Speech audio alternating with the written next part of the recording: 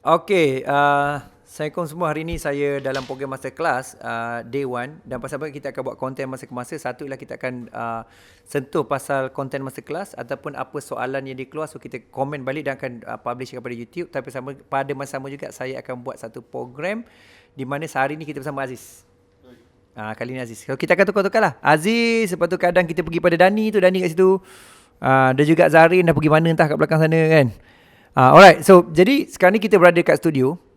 Dan untuk Aziz, okay, Aziz, saya nak sentuh satu soalan simple dan kita jawab dalam 5 minit dan sebagainya. Iaitu mengenai pasal orang nak mula belajar. So apakah sebenarnya persediaan kalau dia zero ataupun dia masih lagi pening, dia tak konsisten. Dan kita pun dah mengajar orang beribu-ribu orang sebenarnya. Saya tak langsung. Setiap hari kita mengajar beratus-ratus orang selama berbulan-bulan.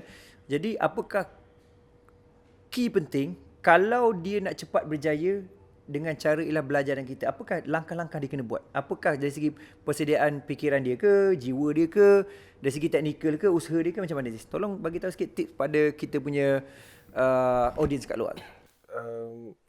Okay, first of all, Assalamualaikum. Terima kasih kepada Coach sebab bertanya pada soalan tu.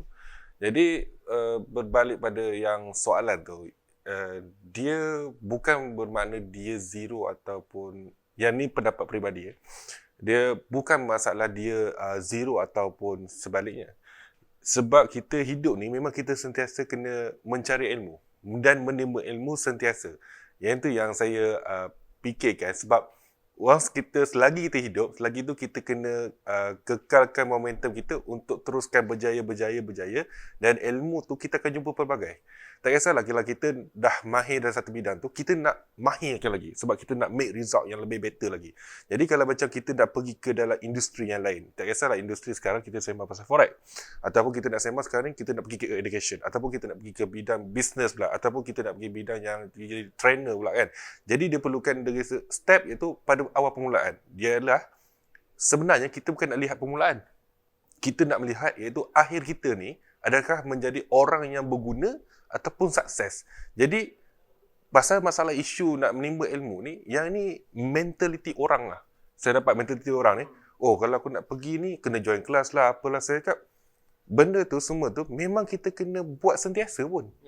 Even though apa yang kita buat setiap hari pun memang dia akan jumpa benda yang baru je.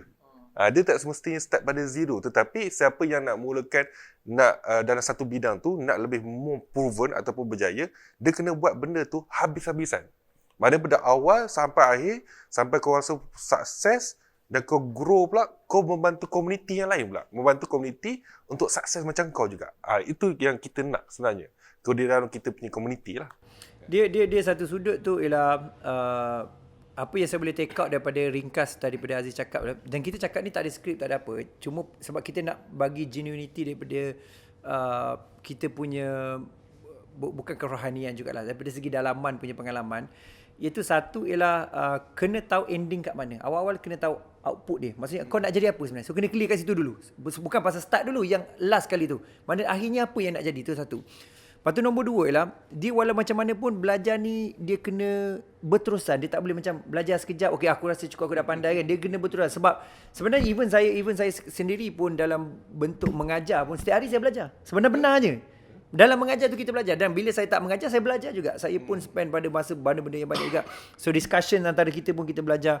So jadi itu yang utama saya tekankan lah. Jadi nombor satu ialah mesti ada, you kena jelas you nak apa dalam hidup you nak jadi apa. Yang kedua ialah bila belajar tu kena keep invest pada diri.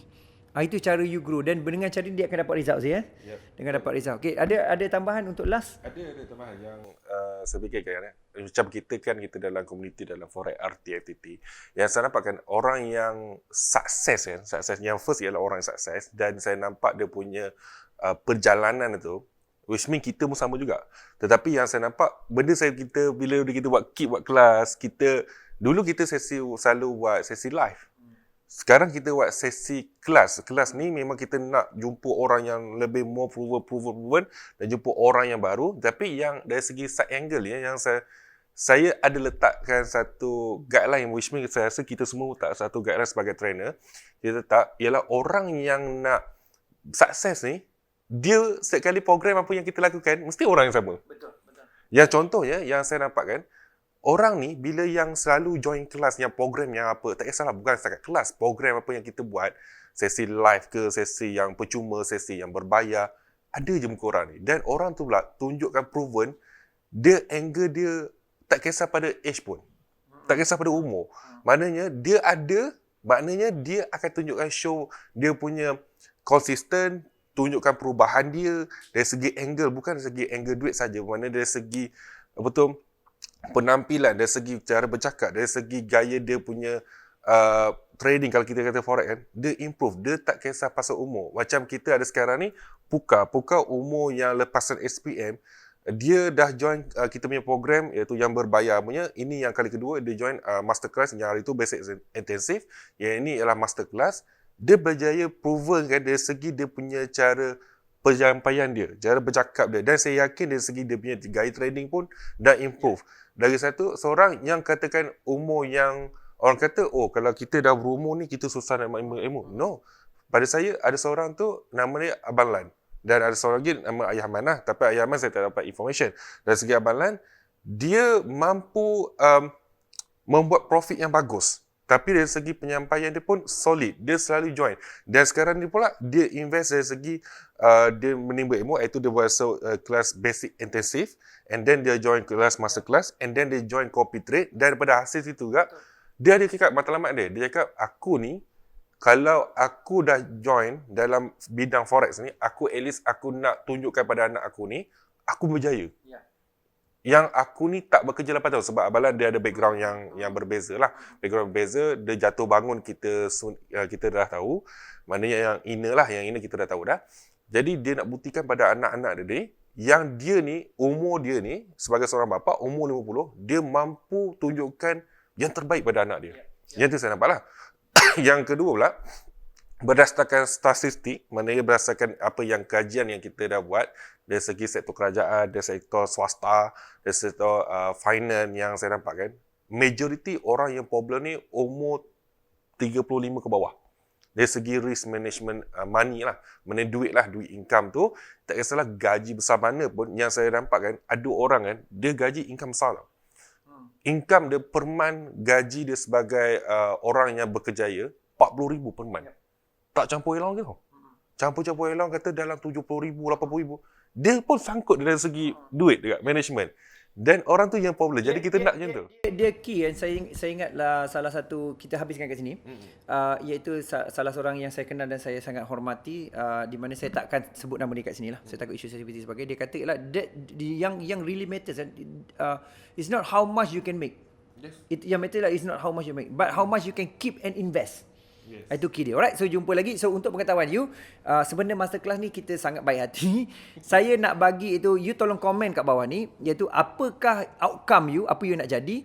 Lepas tu pada sama juga, apakah tindakan you buat untuk jadi apa you nak buat. Dalam kes tadi, Aziz ada tekankan, iaitu you kena clear apa yang you kena buat, dan tindakan apa yang you kena buat. Macam contohnya follow betul-betul semua apa kita buat. Dan apa yang nak buat lah, saya akan pilih untuk tempoh nanti kita akan buat video saya, Dani, Aziz dan sebagainya. Zarin dan juga mungkin Azizi, kita akan postkan, dan saya nak you komen siapa yang komen terbaik sebagai kita akan bagi ni baju Road to FTT. Ini mahal baik pasal ini stiker khas ni, dan kita akan hantar pada you secara percuma. Kita akan pilih mungkin 3 pemenang yang terbaik, komen dan sebagainya. Okey, siap rapping. Siap rapping letak bedak sekali. Okey, jumpa lagi dan pastikan komen di bawah ni.